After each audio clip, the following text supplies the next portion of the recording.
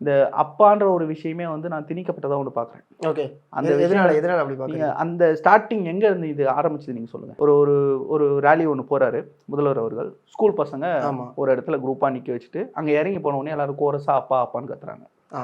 மனசாட்சியோட சொல்லுங்க. ஏதாவது ஸ்கூல் பிள்ளைங்க யாரையாவது பார்த்து அப்பான்னு கூப்பிடுமா? அண்ணான்னு கூப்பிடும், அங்கிள்னு கூப்பிடும். நீங்க இத சொல்லி வச்சு ஸ்கிரிப்டடா பண்றீங்க. இத கோரஸா வேற சொல்றாங்க. கும்பலா சொல்லி வச்ச மாரி 1, 2, 3 டேக் 1 ஷாட் அப்படின்ற மாரி எல்லாம் சொல்லி வச்சு ஸ்கிரிப்ட். மறுநாளே ஒரு வீடியோ போடுறாரு. ம்.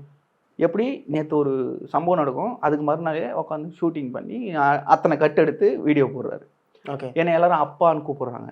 இளைஞர்கள்லாம் அப்பான்னு கூப்பிடுறாங்கன்னு. அன்னைக்கு ஒரு சம்பவம் நடக்குது மயிலாடுதுறையில. 2 இளைஞர்கள் வெட்டி கொல்லப்படுறாங்க. எதுக்கு?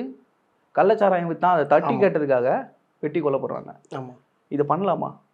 இதையெல்லாம் பண்ணிட்டு சட்டசபையில் என்ன பேசுறாருன்னா, சட்ட ஒழுங்கு இந்த அளவுக்கு சிறப்பா இருக்கு அப்படின்னா, அதற்கு காரணம் என்னுடைய துறை காவல்துறை. நான் பெருமைப்படுறேன்னு பேசுறாரு.